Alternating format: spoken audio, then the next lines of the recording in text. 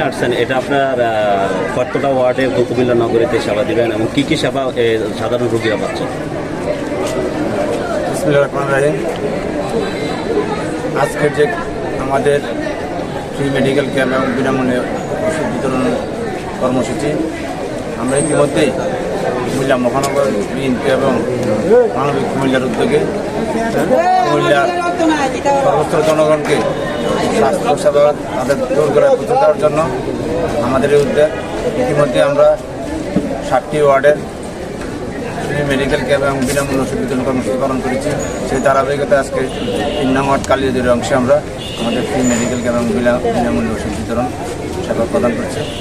আমাদের মূল লক্ষ্য এবং উদ্দেশ্য হচ্ছে আমরা কুমিল্লা মহানগরবাসীকে স্বাস্থ্যসেবা মানুষের দূর করে পৌঁছে দেওয়ার জন্য আমরা কাজ করছি।